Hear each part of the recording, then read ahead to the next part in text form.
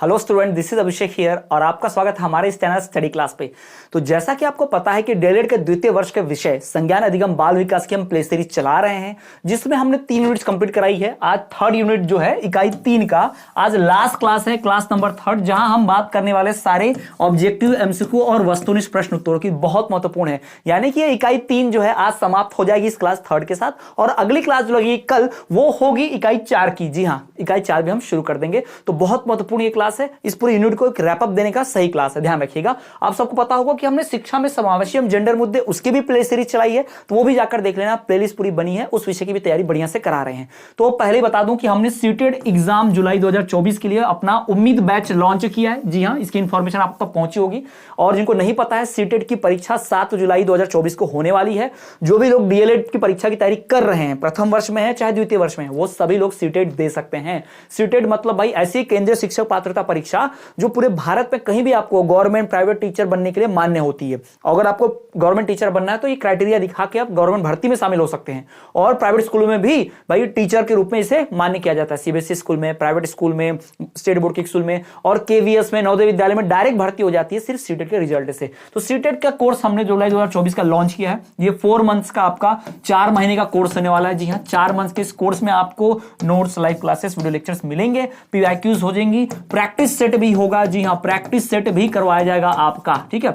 पहले से ऑलरेडी हमने सीटेड एमपीटीटी की जो बैच चालू की दिसंबर के लिए, उसमें ऑलरेडी हमारे कई स्टूडेंट्स इनरोल्ड हैं और उन स्टूडेंट्स की क्लासेस हुई हैं ऑलरेडी। तो हमने सब्जेक्ट्स कुछ पढ़ाए हैं, प्लेलिस्ट आप चेक करोगे तो मिल जाएगा आपको। ये भी क्लास बिल्कुल वैसे ही उससे बेटर होने वाली है, पहले से और ज्यादा बेटर होने वाली है, और ज्यादा इक्विपमेंट्स, और ज्यादा स्टडी मटेरियल, और ज्यादा क्लासेस हमने ऐड कर दी है, तरीके भी बदल दिए हैं। तो बहुत ही बेहतरीन होगी। इसका नाम ही हमने रखा उम्मीद बैच। तो इस उम्मीद बैच में फटाफट इनरोल होइएगा।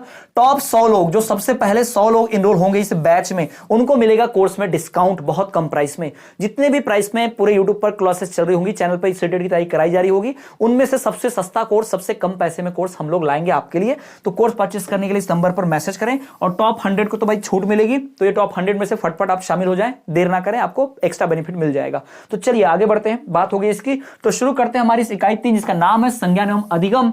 इसके हमने अंक विभाजन बताया था भाई, 20 अंकों का पूरा का पूरा आता है। ब्लूप्रिंट की बात करें, इस एक इकाई को पढ़कर 20 नंबर हासिल कर सकते हो। यहां पर बहुविकल्प यानी कि 3 आते हैं एमसीक्यूज, यानी आज की क्लास करके आपको 3 एमसीक्यूज पक्के हो जाएंगे डेढ़ की परीक्षा में। फिर अति लघु उत्तरीय, वेरी शॉर्ट, 2 नंबर वाले है भाई, 2 प्रश्न। दीर्घ 4 नंबर वाले भी 2 प्रश्न, और निबंधात्मक यानी 5 नंबर वाला भी 1 प्रश्न यहां पर आपको देखने मिल ही जाता है। तो ये ध्यान रखिएगा, बहुत बहुत महत्वपूर्ण यहां भी होने वाला है। क्लियर, ये ध्यान रखेंगे। ओके, तो बहुत महत्वपूर्ण ये भी रहने वाला है। चलो आगे बढ़ा जाए। चलो तो सीधा सही विकल्प पर आ जाते हैं और सीधा आगे बढ़ाते हैं और बात करते हैं अपने सही विकल्प में सबसे पहले वाले की। तो पहला है, कोहलर ने अपने प्रयोग किस जानवर पर किया था? जो वैज्ञानिक कोहलर हैं, उन्होंने जितने भी सिद्धांत दिए, उन सिद्धांत में अपना जो उन्होंने प्रयोग किया था, किस जानवर पर किया था? कुत्ते पर किया था, बिल्ली पर किया था, चिंपांजी पर किया था, चूहे पर किया था? किस पर किया था? सही जवाब चिंपैंजी पर। जी हाँ, सही जवाब चिंपैंजी पर। कोहलर जी ने जितने भी अपने अधिगम के विकास के सिद्धांत दिए, उन्होंने उसका प्रयोग चिंपैंजी पर किया। दूसरा, सूझ की विशेषता क्या है? भाई सूझ की विशेषता क्या है? पुनरावृत्ति यानी दोहराना, अनुभव एक्सपीरियंस, स्थानांतरण ट्रांसफर, या फिर उपरोक्त सभी? तो सूझ की भाई सबसे बड़ी विशेषता है उपरोक्त सभी, यानी सब सूझ की विशेषता है। यानी ये भी सूझ में आता है, ये भी सूझ में आता है, ये भी सूझ यानी कि समझ में आता है, ध्यान रखेंगे। ठीक, अगला है, अनुकूलित अनुक्रिया को प्रभावित करने वाला कारक कौन सा है? ऐसा भाई आप बताइए जो अनुकूलित अनुक्रिया को प्रभावित करता हो। कौन प्रभावित करता है? समय प्रभावित करता है, विलंब, देरी, अभ्यास, या उपरोक्त सभी? इसका भी जवाब सही क्या होगा? उपरोक्त सभी। जी हाँ, यही सही जवाब है। यानी कि समय भी इंपॉर्टेंट है, अभ्यास भी इंपॉर्टेंट है, विलंब भी इंपॉर्टेंट है। ये सारे जो हैं अनुकूलित अनुक्रिया को प्रभावित करने वाले तत्व हैं। इससे अनुकूलित अनुक्रिया प्रभावित होती है, उस पर फर्क पड़ता ही पड़ता है। अब ये देखिए, बहुत बड़ा है, पीआईक्यू है, बहुत बार पूछा वाला ऑब्जेक्टिव, बार बार पूछता है। पुनर्बलन अनुक्रिया का परिणाम है जिससे भविष्य में उस अनुक्रिया संभावना बढ़ती है। यह कथन किसने कहा? किसका यह कथन है? तो यह कथन है पावलोव का। याद रख लो, पाव, ब्रेड पाव, पावलोव का कथन है। पुनर्बलन का कथन किसका है? पावलोव का। प से पुनर्बलन, प से पावलोव। याद रखिएगा, ट्रिक आप ध्यान में रखेंगे। कभी भी पुनर्बलन का सिद्धांत आए ना, किसने दिया? पावलोव। किसने बोला? पावलोव। किसने सिद्धांत दिया? पावलोव। किसने कथन है? पावलोव। याद रखने का, इसको रट लीजिएगा, पुनर्बलन, प से पुनर्बलन, प से पावलोव। ठीक, आगे बढ़ते हैं। ज्ञानेंद्रियों एवं संवेदनाओं के केंद्र कौन होते हैं? ज्ञानेंद्रियों और संवेदनाओं के, ज्ञानेंद्रिय सेंस ऑर्गन, संवेदना यानी भावना, इसका केंद्र, सेंटर कहां होता है? हमारे लघु मस्तिष्क में, छोटे दिमाग में, मज्जू सेतु में, मज्जा सेतु में, बृहद मस्तिष्क में या सुषुम्ना शीर्षक में? किसमें होता है? तो सही जवाब होगा बृहद मस्तिष्क। ये सारे नहीं है। कौन से दिमाग में होता है? हमारे बृहद मस्तिष्क में होता है। जो ज्ञानेंद्रिय और संवेदनाओं का विकास होता है वो बृहद मस्तिष्क में ही होता है। दिमाग के किस भाग में होता है ये पूछा है। तो ज्ञानेंद्रिय और किसका? संवेदना, इसका विकास हमारे बृहद मस्तिष्क में होता है। किसमें होता है? बृहद मस्तिष्क में। अगला छठवां, विस्मृति में बाधा के सिद्धांत के प्रतिपादक कौन है? भाई विस्मृति में, विस्मृति मेमोरी जिसे हम कहते हैं ना, वो विस्मृति में बाधा, विस्मृति यानी मेमोरी में जो डिफिकल्टी आती है उसको अच्छे से समझाते हुए अब सिद्धांत किसने दिया, उसको किसने प्रतिपादित किया? तो भाई उस सिद्धांत को प्रतिपादित करने वाले कौन लोग हैं? मुलर ने किया था, पिलजेकर ने भी किया था। जी हाँ, दोनों ने किया था। तो सही जवाब क्या होगा? अ व ब दोनों। जी हाँ, मुलर ने भी विस्मृति में बाधा के सिद्धांत को प्रतिपादित किया और पिलजेकर ने भी विस्मृति में बाधा के सिद्धांत को प्रतिपादित किया। इन्होंने बताया, दोनों ने, ठीक है, मुलर और पिलजेकर दोनों ने विस्मृति में बाधा का सिद्धांत दिया, इन्होंने प्रतिपादित किया। आगे बढ़े। अगला जो हमारा है, अवधान की बाहरी दशा क्या है? ब्राह्म दशा क्या है? अवधान की ब्राह्म दशा क्या है? अवधि। जी हाँ, अवधान की ब्राह्म अवदशा क्या है? अवधि। रट लो, अवधान अवधि, अवधान अवधि। अवधान आया, अवधि आया और बाहरी दशा आया, तो सही जवाब अवधि, याद रखना। या फिर अवधि अवधान में किस प्रकार से प्रभावित करता है? तो बाहरी दशा से प्रभावित करता है। घुमा फिरा के आएगा। कौन किससे संबंधित है समझ लो। अवधान अवधि, अवधान अवधि, ठीक है, ये ध्यान में रखना। पुनः प्राप्ति को प्रभावित करने वाले कारक कौन से? पुनः प्राप्ति को प्रभावित करने वाले कारक कौन से? ध्यान से प्रभावित होता है। हाँ, पुनः प्राप्ति। अगर आपको कुछ चीज भूल गए हो, ध्यान लगा लो, थोड़ा सोचो, आ जाता ना यार, पुनः प्राप्त हो जाता है। अभिप्रेरणा, मोटिवेशन, मोटिवेशन से भी किसी याददाश्त चली जाती है। तो देखो कैसे पिक्चर में, सीरियल में मोटिवेट करते हैं तो उसकी याददाश्त वापस आ जाती है। धूम तना म्यूजिक बजता है बैकग्राउंड में, देखा हुआ सीरियल में। हस्तक्षेप, इंटरफेयर करना, यानी अब टांग अड़ाना, कुछ ना कुछ जबरदस्ती याद दिलाना, माहौल क्रिएट करना। तो हाँ, ये सारे पुनः प्राप्ति को प्रभावित करने वाले तीनों कारक सही, यानी सही जवाब क्या होगा? उपरोक्त सभी। यानी कि अभिप्रेरणा से भी होता है, ध्यान से भी होता है, हस्तक्षेप पे होता है। तो सही जवाब क्या होगा? उपरोक्त सभी। क्लियर? चलो आगे बढ़े। अब हम सीधा बात करते हैं, हमारे अगले प्रश्न की ओर बढ़ते हैं। अगला है रिक्त स्थानों की पूर्ति कीजिए, ठीक है, खाली स्थान भरिए। तो अगला देखिए भाई, खाली स्थान की बात कर लेते हैं। एक अवधि बताया था, अवधान, अवधि, अवधान। अवधि जो है अवधान की बाहरी दशा है, अब भी जस्ट पढ़ा हमने। अवधि आया तो अवधान जान ही लेना। ब्रूनर का संज्ञानात्मक विकास का सिद्धांत 3 स्तरों में बांटा गया है। कितने स्तरों में? 3, याद रखिएगा। ब्रूनर का संज्ञानात्मक विकास का सिद्धांत जो है वो 3 स्तरों पर बांटा गया है, रट लीजिएगा, ठीक। फिर संरचनावादी परिप्रेक्ष्य में शिक्षण युक्तियां एवं गतिविधियां अधिगम प्रक्रिया पर आधारित होती है, ठीक भाई। ये जो किस परीक्षा में? शिक्षण की युक्तियां यानी सीखने की जो मेथड्स है एवं गतिविधि, जो एक्टिविटी है, जो काम है, जिस तरीके से सीखते हैं, सीखने के जो तरीके हैं, सीखने के जो काम है, वो प्रक्रिया किस पर आधारित है? तो वो आधारित है संरचना पर, क्रिएटिविटी पर, है ना। संरचना की जाती है इसको, सोच सोच के बच्चा कैसे सीख सकता है, गेम खेलने से सीख सकता है। तो ये हमने संरचना की, गेम सीखने वाली मेथड की। क्लियर? आगे बढ़ेंगे। क्रियात्मक अवस्था, क्रियात्मक अवस्था में बालक क्रिया करके सीखने का प्रयास करता है। भाई क्रिया करके सीखना कौन सी अवस्था होती है? क्रियात्मक अवस्था होती है ना। आसान है, क से क्रिया, क से क्रियात्मक, याद रखना। प से पावलाव, प से परलव, याद, पुनर्बलन पावलाव, पुनर्बलन पावलाव। बताया था आपको, अवधान अवधि, फिर क्रियात्मक क्रिया करके, है ना। तो ये ट्रिक है, आप समझ सकते हो कि अगर कभी क्रियात्मक विकास की बात हुई तो क्रिया करके सीखने की ही बात होगी, या फिर क्रिया करके सीखने की बात हुई तो वो क्रियात्मक विकास की ही बात हो रही है। अगला अनुभवात्मक अधिगम उपदेशात्मक शिक्षण से अलग है। अनुभव वाला और उपदेश देने वाला।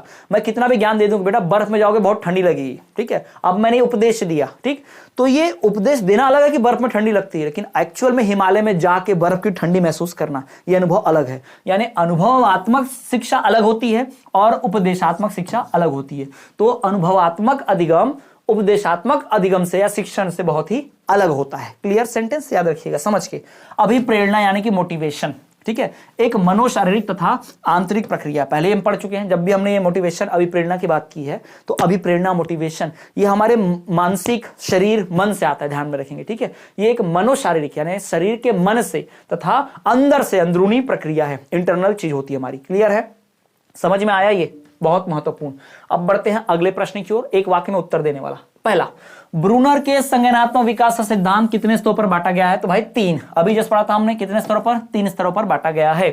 ब्रूनर के अधिगम के सिद्धांत को कितने स्तरों में बांटा गया? तो कुल 3 स्तरों में बांटा गया है। दूसरा, आशुबेल विधि के लाभ लिखिए। जो आशुबेल विधि होती है, अब ये उतना डिटेल में तो आपको बताया नहीं है, लेकिन फिर भी वही आ चुका है या आ सकता है, तो बहुत इंपॉर्टेंट है। तो इस आशुबेल विधि के पहला लाभ, क्या लिखा है कि आसुबेल विधि में कम समय में कम साधनों में अधिक ज्ञान दिया जाता है। यानी ये ऐसी विधि है, आसुबेल विधि ऐसी है जिसमें कम टाइम, ठीक है, लेस टाइम, ठीक है, कम समय रहेगा। फिर इसमें भाई लेस ऑब्जेक्ट्स भी रहेंगे, लेस ऑब्जेक्ट्स, कम सामान भी रहेगा, कम साधन भी रहेंगे, यानी समय भी कम है, चीजें भी बहुत कम है, लेकिन इनमें बहुत ज्यादा ज्ञान देना है। ठीक है, तो कौन सी विधि होगी? आसुबेल विधि। जो आपके पास कुछ नहीं हो, ना समय हो ना ही सामान हो, लेकिन आपको सिखाना बहुत सारा है, तो कौन सी विधि अपनाओ? आसुबेल विधि अपनाओ, जिससे फायदा होगा। क्लियर है? चलो आगे बढ़े। नेक्स्ट, अनुभवात्मक अधिगम का प्रत्यय किस मनोवैज्ञानिक द्वारा दिया गया है? ये जो अनुभवात्मक अधिगम दिया, किसने दिया? डेविड कोल्ब ने। याद रखिएगा, किसने? डेविड कोल्ब ने। डेविड कोल्ब ने बताया कि अनुभवात्मक अधिगम जो है, अध्ययन जो है, वो बहुत महत्वपूर्ण होता है, उसको हम कभी नहीं भूलते, बड़ा अच्छे से समझ पाते। किसी चीज को जो आप अनुभव करके सीखते, जैसे मैं कहूंगा कि जो व्यक्ति मेहनत नहीं करता उसे असफलता मिलती है, तो अब ये बहुत लोग सुनेंगे, पर जब व्यक्ति मेहनत नहीं करेगा और असफल हो जाएगा तो उसके मन में जब अनुभव आएगा तब समझेगा हाँ सही बात कही थी। यानी अनुभव से सीखी गई बात कभी भूलते नहीं है, बहुत महत्वपूर्ण होती है, बहुत इंपॉर्टेंट होती है। अगला, परासंज्ञान के तत्व बतलाइए। परासंज्ञान जो होते हैं उसके तत्व, नंबर 1 पराबौद्धिक ज्ञान, नंबर 2 पराबौद्धिक नियंत्रण, नंबर 3 पराबौद्धिक अनुभव। ठीक, यहां पर 3 दिए हुए हैं। परासंज्ञान के 3 तत्व दिए गए हैं। परासंज्ञान के 3 तत्व, नंबर 1 तत्व पराबौद्धिक ज्ञान, नंबर 2 पराबौद्धिक नियंत्रण, नंबर 3 पराबौद्धिक अनुभव। ये 3 चीजें दी गई हैं किसके बारे में? परासंज्ञान के बारे में। 5th नंबर देखिए, अभिप्रेरणा को अंग्रेजी भाषा में क्या कहा जाता है? अभिप्रेरणा को मोटिवेशन कहते हैं। क्या बोलते हैं? मोटिवेशन। जी हाँ, अभिप्रेरणा को मोटिवेशन कहते हैं। अभिप्रेरणा, मोटिवेशन, मोटिवेशनल स्पीकर सुना होगा ना, संदीप महेश्वरी, जानते ही होंगे आप। तो अभिप्रेरणा को मोटिवेशन कहा जाता है, अंग्रेजी में कहते हैं इसे। अब जिसने ऐसा हिंदी में लिखा मोटिवेशन, वहां ब्रैकेट में भी लिख देना, सिर्फ ये परीक्षा में मत लिख के आना भाई, मोटिवेशन ऐसा लिखना। ऐसा नहीं कि हिंदी मीडियम में तो नंबर नहीं मिलेगा, मिलेगा भाई, क्योंकि हिंदी को ही इंग्लिश में पूछा है, तो आपको इंग्लिश पे बताना वहां आपका हक बनता है। ठीक है, चलो आगे। नेक्स्ट, कोहलर ने अपना प्रयोग किस जानवर पर किया था? चिंपैंजी। सबको याद हो जाना चाहिए, रट जाना चाहिए। कोहलर ने जो अपना प्रयोग किया वो कौन से जानवर पर किया? तो चिंपैंजी पर किया था। अब यहां पर आ गया पुनर्बलन। मैंने बताया ना, पुनर्बलन किसने दिया? पावलोव ने। पर ये याद रखो, पुनर्बलन अनुक्रिया का परिणाम है जिससे भविष्य में उस अनुक्रिया की संभावना बढ़ती है। यह कथन किसका है? तो ये WF हिल का कथन है, ये पावलोव का नहीं है, क्योंकि इन्होंने उस कथन को बताया, वही कथन नहीं कहा उन्होंने। ठीक है, पुनर्बलन का कथन पावलोव ने कहा, लेकिन पुनर्बलन का परिणाम यह है कि भविष्य में उस अनुक्रिया की संभावना बढ़ जाती है, यानी उसको बार बार करोगे। तो ये WS हिल ने कहा था, यानी पावलोव की बात को आगे बढ़ाया, उसको थोड़ा सा और एक्सपेंड किया, उसके सिद्धांत को, थ्योरी को। किसने? ये हिल जी ने। किसने? WF हिल ने। ये ध्यान रखेंगे, WF हिल जो है, इन्होंने ही पावलोव के सिद्धांत को आगे बढ़ाया, थोड़ा सा इंप्रूव किया। क्लियर? समझ में आया आपको? तो ये हो गए भाई सारे हमारे ऑब्जेक्टिव्स, ये सारे हमारे MCQs। ठीक, तो आज की क्लास यही है। आज की क्लास ये इकाई 3 की वस्तुनिष्ठ प्रश्न उत्तरों के साथ खत्म होती है। अगली क्लास आएगी यूनिट 4 की। जी हाँ, इकाई 4 की पहली क्लास लेकर आएंगे, जहां ब्लूप्रिंट समझाऊंगा, अंक योजना बताऊंगा, सारे महत्वपूर्ण क्वेश्चन उत्तर बताऊंगा, टॉपिक्स बताऊंगा, PYQs भी बताऊंगा, सारा कुछ वहां बताऊंगा। ठीक, जैसा कि पहले बताया कि हमने सीटेट की बैच लॉन्च की है। सीटेट एग्जाम जुलाई 2024, हमारी उम्मीद बैच में आप ज्वाइन हो सकते हैं। इस उम्मीद बैच में इनरोल होइए, और इस बैच में इनरोल होकर आप सीटेट जुलाई में जो सीटेट होने वाली है, जी हाँ 7 जुलाई को जो सीटेट होने वाली है, उस परीक्षा को टारगेट करना है। उसमें notes, live classes, video lectures, PYQs, practice set, ये सब कुछ आपको मिलेगा, तो तैयारी जरूर कीजिएगा भाई। इस बैच में इनरोल होइए, इस व्हाट्सएप नंबर पर मैसेज करके आप कोर्स परचेस कर सकते हैं। टॉप 100 स्टूडेंट्स को कंसेशन मिलेगा, डिस्काउंट मिलेगा रोज बैच में, फीस में, ध्यान रखेंगे। ठीक है, बहुत बेहतरीन तरीके से पढ़ाई करवाई जाएगी सभी विषयों की। जितने भी चैनल यूट्यूब पर चलते हैं सीटेट के, उनसे कम फीस में बेहतरीन तरीके से कराई जाएगी। यहां भी हमने पहले बताया कि आपने अगर सीटेट के बाद पहले जस्ट DLED का भी एग्जाम आ रहा है, तो DLED का एग्जाम अगर आपने क्वालिफाई करना है, अच्छे से पास होना चाहते हैं, 90% लेके अपनी तैयारी को बूस्टअप देना चाहते हैं, तो जरूर हमारा कोर्स परचेस करें। PYQs आपको वहां पर मिलेंगे। संपूर्ण कोर्स में आपको क्या क्या मिलेगा? तो notes, live classes, video lectures मिलेंगे। प्रीवियस ईयर क्वेश्चन पेपर्स भी अपलोड किए गए हैं, ऐप में आपको जोड़ा जाता है, वहां पे आपको सारे चीजें उपलब्ध हो जाती है, जहां पर ये सब कुछ आप देख पाते हैं। तो ये ध्यान में रखिएगा, कोर्स जरूर परचेस करें, आपकी तैयारी बूस्टअप हो जाएगी। यहां वहां भटकना ना पड़ेगा, अलग अलग मटेरियल में ढेर पैसे खर्च नहीं करने पड़ेंगे। सबसे बात, फ्रस्ट्रेट नहीं होना पड़ेगा आपको, मतलब ये कहां से पढ़ूं, वो कहां से पढ़ूं। बैच खरीदो, सब कुछ यहां से पढ़ो, हर चीज आपको मिल जाएगी एक जगह पर। और इससे क्या होगा, अगर आप बैच परचेस करके पढ़ते तो क्या होता है, डिसिप्लिन रहता है थोड़ा सा, क्योंकि भाई मैंने पैसे दिए हैं तो आप क्लास मिस नहीं करोगे। आपने पैसे दिए तो नोट्स का एक एक कतरा निचोड़ लोगे, पढ़ लोगे, है ना। तो ये बहुत इंपॉर्टेंट है, इससे डिसिप्लिन आता है, ये ध्यान में रखेंगे। ऐसा नहीं बहुत ज्यादा फर्क है, लेकिन हाँ इससे डिसिप्लिन आएगा, पढ़ाई को एक बूस्टअप मिलेगा। और जहां आप डीएलएड में 60% से पास होते, 50% से पास होते, वहां 80-90% तक भी जा सकते हो बढ़िया से, ठीक है। और हजारों छात्र हमारे चैनल से जाते भी हैं हर बार, ये भी ध्यान रखिएगा, ठीक। पिछले साल हमने लगभग 2700 से लेकर 2800 बच्चे ऐसे थे जो 90% क्रॉस कर गए थे पूरे भारत में, एमपी से जितने भी डीएलएड कर रहे थे। तो सबसे बड़ा चैनल हमारा एमपी डीएलएड का। एमपी में आप देखोगे तो स्टडी क्लास आपकी मदद से, आपके सहयोग से, तो एमपी डीएलएड के बहुत सारे लोग पढ़ने यहीं आते हैं। और हम सीटेट को भी बहुत बेहतरीन बनाएंगे यहीं पर कि सब लोग सीटेट भी यहां से क्वालिफाई कर जाएं, एमपीटेट भी क्वालिफाई कर जाएं। तो सभी लोग बैच में इनरोल हो जाएं, कोर्स जरूर परचेस करें।